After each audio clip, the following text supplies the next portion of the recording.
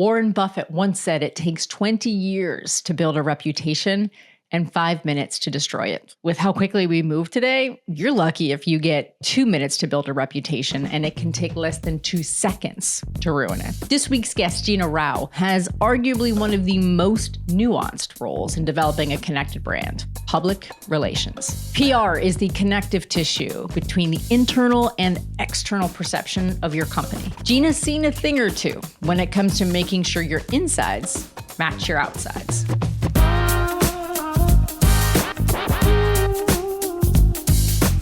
Well, I have to ask about the picture that's off your shoulder. I can't quite make out what the picture is. To my very poor eyesight, it looks like a dog in a suit, but I don't think it's a dog in a suit.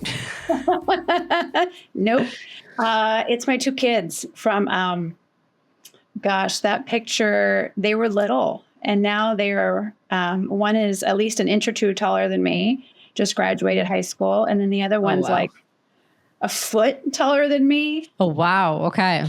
Oh, yeah. And I'm not a short person. I love folks who bring their family into the conversation, or like visually documented as well, too, because I just love to get to know. We spend so much time digitally with this very 2-dimensional relationship. And so I love the multi-dimensional relationship that folks get to bring in by just telling me a little bit about their family. Yeah, I love that. Very cool. And what type of plant, by the way, is that?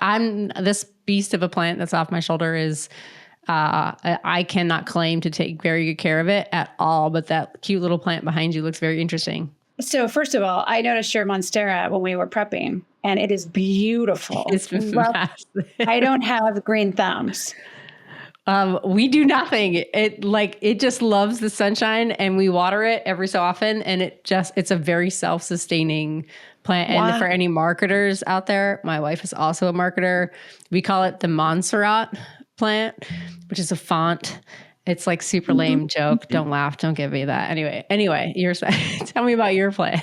It is, I always forget which holiday cactus it is. It's either Easter or Christmas. There's more than one holiday cactus? Would you believe there's an Easter, a Thanksgiving, and a Christmas, I've learned? Yep. What? So when I got this, it was like, I don't know, 3 digits.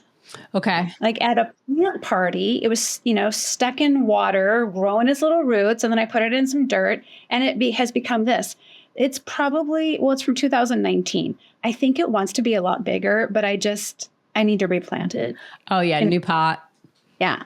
Yep. So it's on my list of many things to do before we move, repot. Okay. But it has flowered only once. So I'm clearly doing something wrong. Do they flower frequently? I don't know anything about, but you go to plant parties, like you just casually dropped that you go to plant parties, which 1, I didn't know existed, and 2, clearly I don't have a green enough thumb to even be invited to one. I crashed the party because I don't have a green thumb. But yeah, it was this big plant party where, everyone brought like clippings and starter things for people to take home and kind of adopt. I did take home a Monstera that didn't survive my care. Oh no. R.I.P. This little guy, he is surviving, but I would say not thriving. Otherwise, I think there'd be some flowers. Well, you've already identified the problem. Get him a new pot and, see what happens. We'll see that. Cactus are pretty resilient. Yeah. Speaking of resilient ecosystems, PR is it has no choice but to be a very resilient ecosystem. Before we dive into all of the facets of PR, like there are so many cultural definitions of PR. There are so many like business oriented, like how do you define PR? You're right. There are a lot of definitions, a lot of ways people think about it. I think about it in like how I would explain it to my mom. Okay. Because at least every few months she'll ask me like, I still don't quite understand what you do. Do you do Facebook all day? So yes, but that has nothing to do with PR, by the way. Instagram mom. So for me, when I think about PR, I think about the reputation, either a brand, a company, a person, a product, if brand is how people think about you when you're not in the room, that's about your reputation. So really, PR is about managing those reputations, but we do it through storytelling. Sometimes those stories are told by the media. Sometimes they're told through other sort of public forums or private, communities and such. But it's really about protecting, building, defending a brand reputation. I love that 3-part harmony. So protecting, say that again, protecting, defend. I said them out of order. So it's building, protecting, and defending a reputation. Okay. I love this. Okay. We're going to circle back to that 3-part harmony and the focus of that. Before we get to that though, I want to know how you found yourself in PR. I'm always fascinated with how people find their way into marketing roles or brand oriented roles. You have a very unique story. So tell me how you found your way to PR. So I refer to my career as a big bowl of spaghetti. Nothing linear about it. I have done almost everything within marketing other than maybe marketing ops. Don't want me in Marketo. But really for me, it started when I was in high school. Long before high school, I knew I wanted to be in marketing, or really probably at that age, advertising. But my first job in high school was working at Disneyland in the entertainment department, literally part of bringing the magic to life for guests. And through those experiences and those very formative years of my life, I was able to see firsthand the power of emotional connections through storytelling. It was almost mind-blowing sometimes the way that through storytelling or through these different connections and experiences people would have, that emotional reaction that they would have. And then when I got into my marketing degree courses, the whole psychology piece behind marketing was fascinating. Those were hands down my favorite classes, learning how to influence people's choices and behaviors. I think that those were really formative times for me. So throughout my marketing career, I've done promotions and advertising and content and communications, and I ran a whole marketing department. But before I came to Sixth Sense, I knew what I really want to get back to is the art of storytelling, communications and narratives and reputation and brand building, connecting with an audience through storytelling. I mean, you have such an amazing brand to get to tell stories with. When we look at the role of Sixth Sense and what it's done for the space of revenue as a whole, holistically, and the orchestration of internal revenue cycles, that's a really beautiful story to tell, not just the mechanics of revenue and revenue operations and how to improve efficiencies from within, but actually the output, the throughput of getting your company, supporting a company, supporting your customers and what they're able to unlock and achieve as a result of your technology, which is so fun. It's amazing to be able to get to tell that story. Oh my gosh. It is so amazing. And for me, we hear stories all the time. Little bits are dropped into Slack, or I'm on the phone with a customer or someone in customer success, and I hear these stories that sometimes seem unbelievable. But then you go to Breakthrough, our annual customer event, and you hear the breakthroughs that people have. And again, it's that emotional connection to our brand. It is, I've got chills. I get goosebumps thinking about it. I have goosebumps all of Breakthrough Week. It's a lot of work getting there, but man, that 1 week where we are just in it with our community, of customers and partners and sponsors, it is magical. It is. I've been there firsthand. I've seen the magic. I've seen the dedication to the quality of experience that you and the team all are working in tandem and in unity to pursue for everybody who's in attendance, customers, your partners, the vendors that are there. Everybody is there to be part of this very connected experience for the brand of Sixth Sense and all of the partnership brands as well. And what I love about the role that PR gets to play is that PR is the connective tissue between the insides, meaning the culture and the brand values and the company's mission and vision, and the outside. So your insides and your outsides constantly have to match. And that's the role of PR, which is arguably one of the more difficult roles ever to play, to help bring the standard of excellence and having your insides match your outsides. Like, how do you help your team, help yourself keep those two things in harmony and in balance with each other? It's hard. It's really hard. Sometimes it's a little easier for us at Sixth Sense, and I'll get to that. So when I used to do consulting, I had my own business for a number of years, and I worked with a lot of, Series A, Series B startups on building their brand foundation. And sometimes there was this desire to be something that they really weren't. What's an example of that? Like when is someone trying to be something that they're not? They're just fundamentally not. I would say, like, building a brand, you start with some inputs. The inputs, like, who do your customers think you are? What value do your customers get? How do they talk about you? You look at the market, competitors, and then the internal input. What's your culture like? What are your brand values or your company values? What's your mission and purpose? It's all of this input. They're the ingredients in who you are as a brand.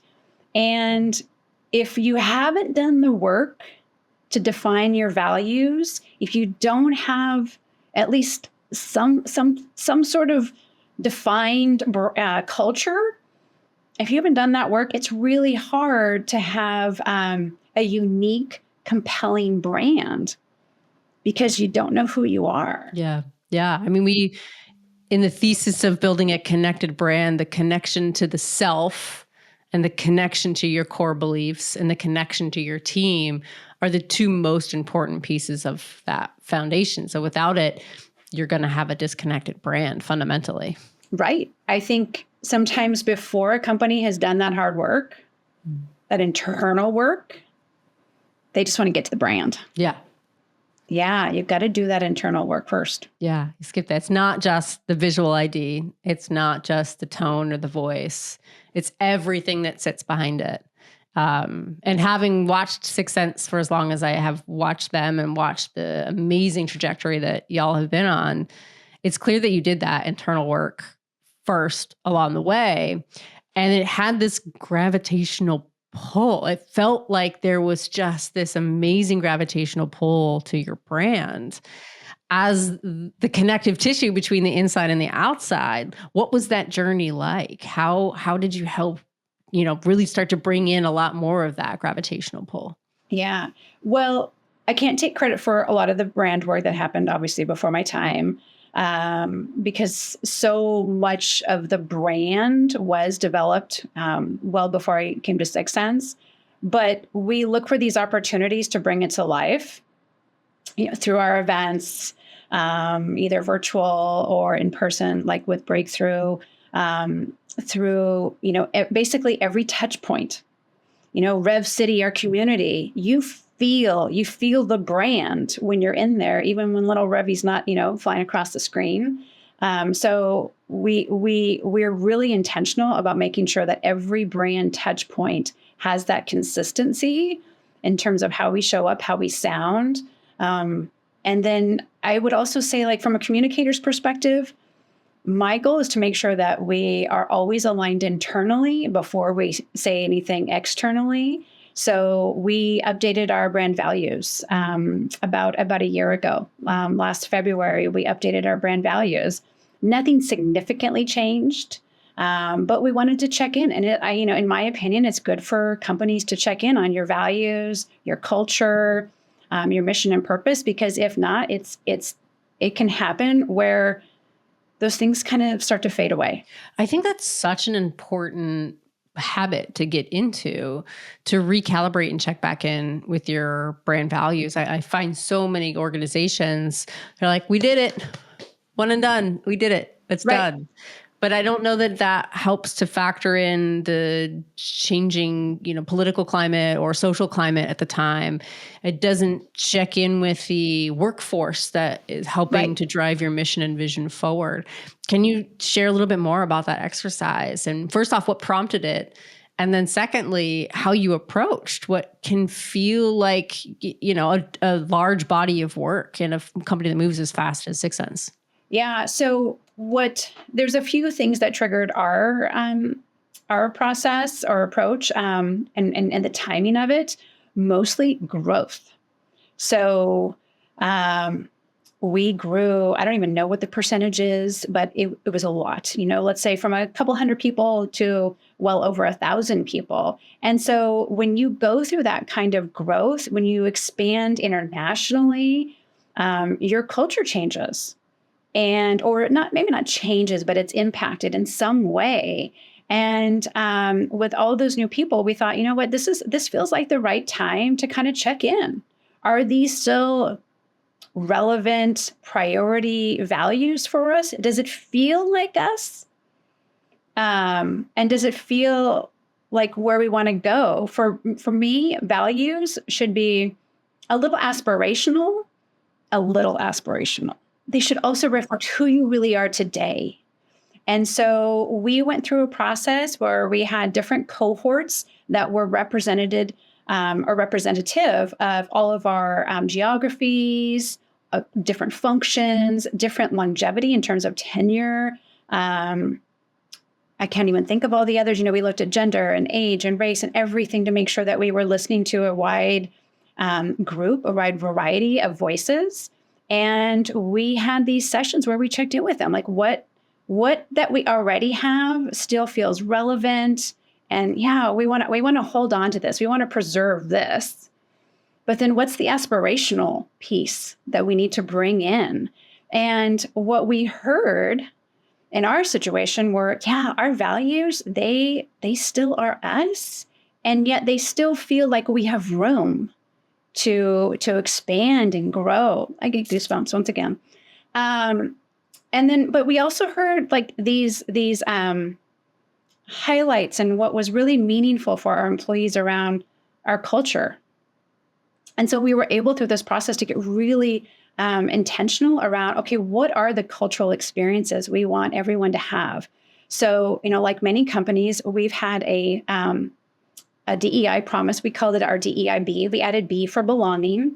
I think like on my second week at 6 Sense, we added belonging. And so we've had that promise out there. But through that experience of redefining our values, we also looked at how does a company who has this kind of commitment, how do we allow it to show up in our cultural experiences? What do we want people to feel when they're part of this diverse culture that promises, inclusivity and belonging? And what does that feel and look like? So we've been able to just put a lot of intentionality around that. And we've then, woven that through things like our onboarding program. It's part of our creative briefs. It's just, you have to be really intentional to, make sure that it's not just something that you put on a shelf and it collects dust until the next time someone thinks like, oh, we should do a rebrand or we should revisit our values. You got to be intentional. Yeah, I love the intentionality, and kudos to your team too, for so many companies start off and it's a top-down initiative to have your values, right? Because the founder has a specific vision and a way in which they want their company to show up in this world. But at that inflection point in your growth, you were able to actually make this more of a bottoms-up reconciliation from the top-down initial, foundation of your values. And also by doing that with the bottoms up, you got folks really invested, if not reinvested or further invested in the mission and the vision and the values that your brand stands for, which causes them to lean in a little bit more as you think about the connection to your team and then their connection to your customers. There's so much positive synergy between getting them involved and expressing and living and breathing those values in everything that they do and taking ownership of it too. We have a strong sense of, what would I call it? Employee advocacy. And I don't mean like big E, big A employee advocacy, just a large group of employees that have such strong affinity, such strong emotional connection to not just 6 Sense, but to our customers, that they're already bought in, but now they feel this sense of ownership. Like I was able to take what I hear and what I experience with our customers and bring it into this process. And now I just want to bring this thing to life. It's interesting because there was a renaissance of that type of employee loyalty, if you will, in the early 2010s during the boom of what I would call the B2B tech space and the increase of the tech landscape. And then COVID hit, and I think folks kind of contracted a little bit and started prioritizing a bit more of their own personal brand, like their family, their own personal values. And so it's really exciting to see that your company is leading with their employees and your employees' values and needs and wants and their ability to grow and succeed. And to your point about adding the B, belong and have a place where they're valued and cherished for all the contributions that they make. That's remarkable. Not a lot of companies are really prioritizing that, especially right now, as we look at macroeconomic conditions, kind of putting some constraints on that type of initiatives and focus. Yeah, I know. I feel like it's a pretty special thing.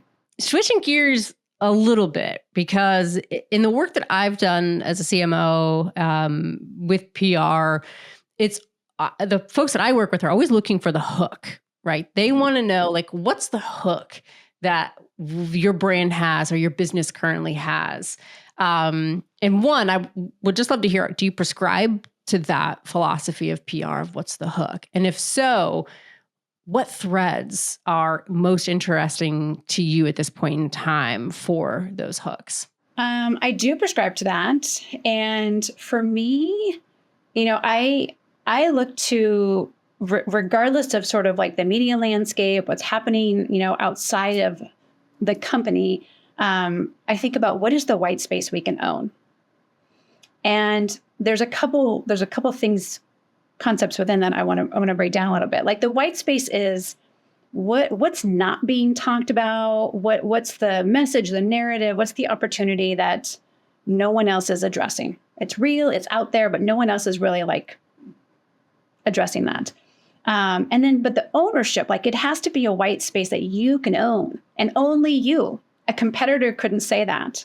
No other company could say that. So when you can find that white space that, represents something important to your audience, something really relevant, and you can find your message, your narrative, or your story that fits within that white space, and again, it's unique and compelling only for you, that is where you've got something compelling to take to the media. The reporters these days with shrunken newsrooms, everyone talking about AI or generative AI, whatever it is really hard. Their jobs are harder than ever. I forget what the latest stats are because I feel like it just increases every week. But they get something like, 10, 20 pitches a day. They can't respond to all of that. I probably can't even open that many emails every day. So you've really got to cut through with something compelling and unique that they also know their audience cares about. And so if you've done a good job with, choosing the right outlet, knowing their audience, what's important to them, and you can take something that is white, represents the white space only you can own, you can actually get, a really, really compelling story out there. It's so funny because as you were talking about the white space, I go back to so many different conversations I've had with PR teams that I've worked with, and they've gone and they've pitched and they've pitched and they've pitched, and folks are not biting on this because they have a very specific frame of reference that they want to bring to market with their beat, whatever that beat might be. How do you start to orient yourself to the white space and then reconcile that with, as we've talked about before, your employee brand and the values of your employees. And of course, the needs, the wants, the desires, and hope, if you will, of the market that you're after. How do you triangulate those three pieces? I love puzzles. During the pandemic, I think we all ran out and bought puzzles because I tried to buy more and Amazon sold out. And but I almost always had a puzzle out. And for me, that was my soothing end of the day. Go and just sit with maybe a glass of wine and advance a puzzle. And what I learned later was that PR professionals tend to love puzzles and like crime mystery shows like Law and Order, which also I do, because we can relate. It is so much part of our job, not the crime investigation part, but the problem solving, the triangulations, the making, looking at a bunch of ingredients and figuring out, okay, what am I going to make of this that's going to be meaningful? So it is a triangulation. So in my experience, I learn so much when talking with customers. When I had my own consulting practice, I would, in part of building brand foundations for these Series A startups, I would do a lot of voice of customer work. And I remember being constantly told by other consultants, you should hire freelancers to do that work. Your time is more valuable than interviewing customers. Sorry, hands down, I could not disagree more with that. Each conversation was gold. And I never followed a script. Never followed a script. Someone says something juicy, you don't just say, okay, next question is. You poke and you dig and you get down to the gold. And so, through some of that work, I had customers who used exactly what customers said about them in their product naming, in their product positioning. When you can tap into what your customers are thinking and feeling about you and actually use language that resonates with them, like their real world language instead of marketing fluffery, that's when the emotional connections begin. So I love to I was going to say talk to people. I love to listen. I love to listen to our internal product experts. I listen to a lot of Gong recordings.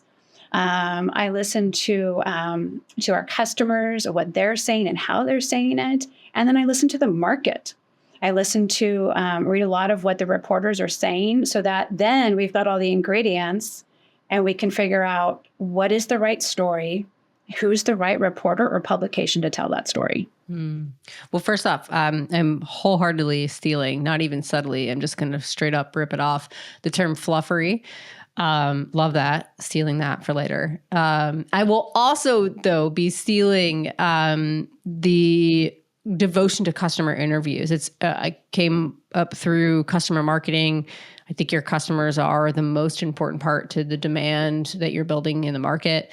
And it makes so much sense that the through line of what they're saying, verbatim, what they're saying becomes an anchor of your strategic PR outreach. To your point about puzzling, we're big puzzlers in our house. My wife specifically, big puzzlers. So hear that through and through. But PR, it's evolved so much, right? The speed at which information is being shared, the speed at which media has access to information, can share that information, distribute that out into the world. It's alarming. So especially with a brand like Sixth Sense, it has such a huge brand following. How do you stay relevant? How do you keep your messaging, very much on brand and aligned with what's important to your team in-house without feeling like you're saying the same thing over and over again and exhausting the market with what it is that you're saying? We as marketers or people, internally, we always bore of our messaging like 10 times before anyone else does. So I try to keep that in mind because, when I used to do B2C advertising for McDonald's, for example, franchise owners would always say like, I heard our commercial 20 times last month. It's time to change the commercial. Like, no, it's not, because you probably didn't even reach, 40% of your audience yet. So we tire, we get bored, we feel like, it's time for something new, way before the audience feels that. What is it? Someone needs to say or see something 7 times before they actually are able to kind of take it in. But that said, we do want to keep our messaging fresh, whether it's for prospects or, a speaking opportunity or the media. So some of the things that we do are, one, we make sure we know how to be relevant. So we're listening to where the market is going. I mean, Latney has been talking about chief market officer for years now. So we want to have, our finger on the pulse of the market. We also want to know, like, what are the media trends? What are they covering now? What are they not? Are there opportunities to tweak this or tweak that to be more relevant? Because I don't think it's wise to completely overhaul your narrative or messaging framework, every month. So how can you take a look at it and just maybe put a fresh coat of lipstick on it? Maybe update the stories that you're using to bring the message to life. Maybe you have some new customer case studies or some new examples that you can kind of sprinkle in to a pitch, to a presentation that freshens it up. It also, the speaker needs a little bit of something new sometimes. If you're delivering the same pitch or presentation, week after week or month after month, you need a little excitement in that. So, freshen it up with some new customer stories, some new graphics or something, or just tweak the messaging, because you do want to stay relevant without completely tearing down your messaging framework. I think that's such an important key takeaway too, about we're going to get more exhausted with that narrative than anybody else in the market is going to get exhausted with it, only because of the sheer amount of exposure we have to that messaging. Is there a way for you to know if you have reached that max saturation of that messaging in market? Is there an emotional resonance that you watch erode? Is there some core metric that you look at, or some key little nugget that you keep pulse of to just know that, the efficacy of this messaging is actually starting to wane? It's time for us to, find a new take, a new hook, or, find a new way to your point, put new lipstick on it, maybe give it, a new foundation, powder its nose a little bit. I wish there was more tools available to measure some of that stuff from a PR perspective. We look at things like message pull through. One of the things that was so interesting, was it last year or the year before, with our breakthrough event, we had the theme, proceed with confidence. And one of the ways I know a message resonates and people have heard it is when other people start to repeat it. Like when the audience repeats your messaging, like, oh, that's a clue.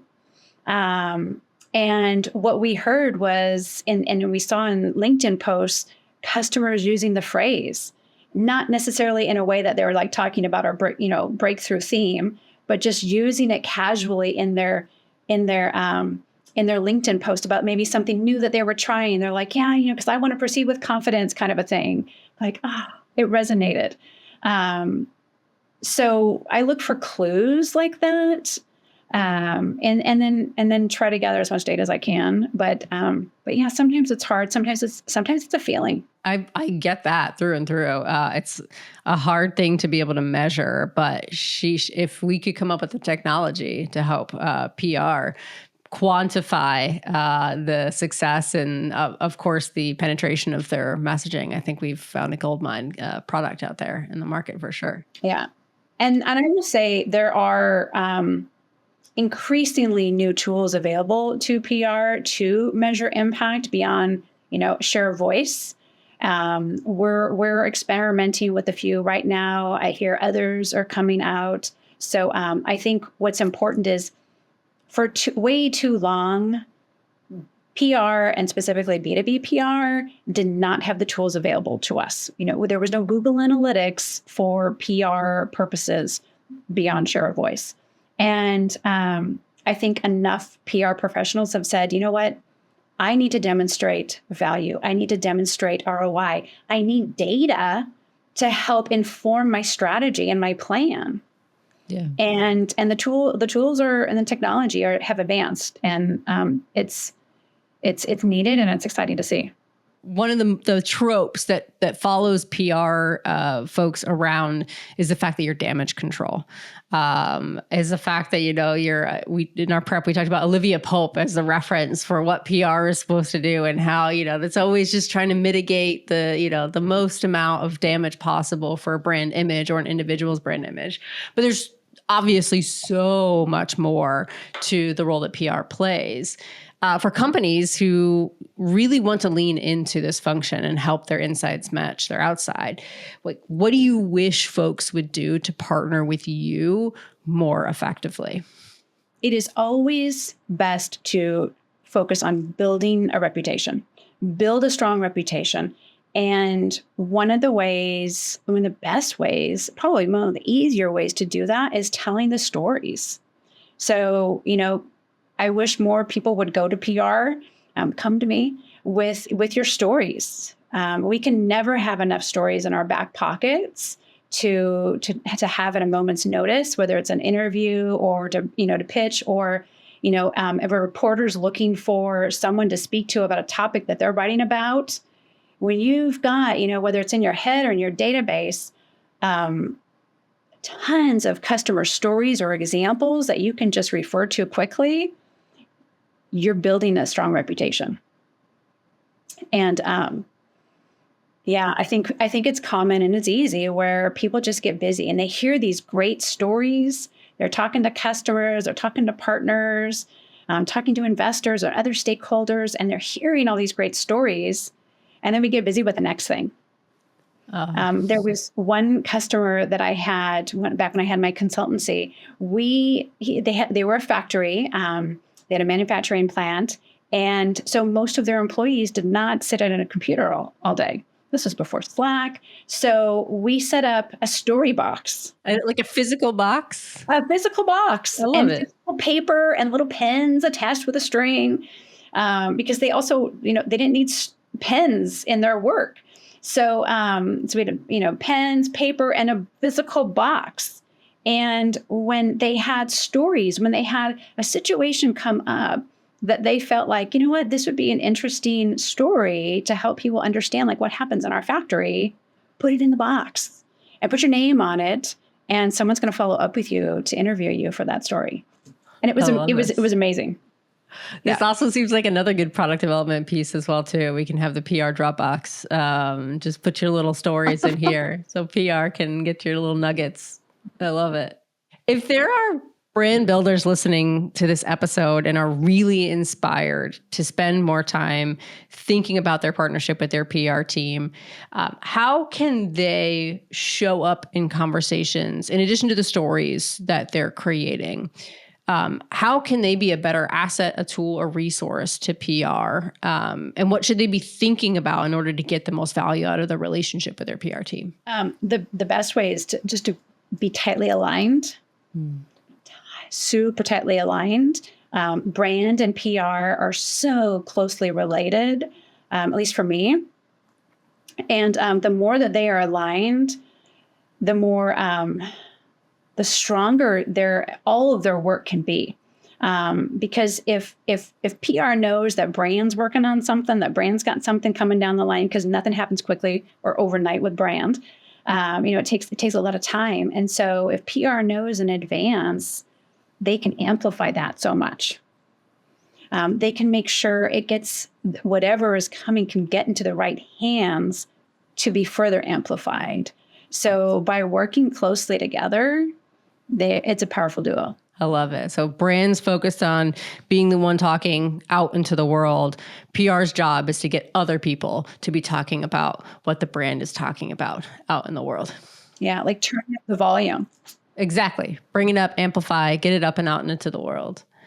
If folks want to learn from you and understand more about your approach to PR or about Sixth Sense and Sixth Sense approach to having their insides match their outside, where can they find you and where can they learn about Sixth Sense? Well, they can find me on LinkedIn, Gina Rau, and they can learn all about Sixth Sense also on LinkedIn or at our site, which is just sixthsense.com.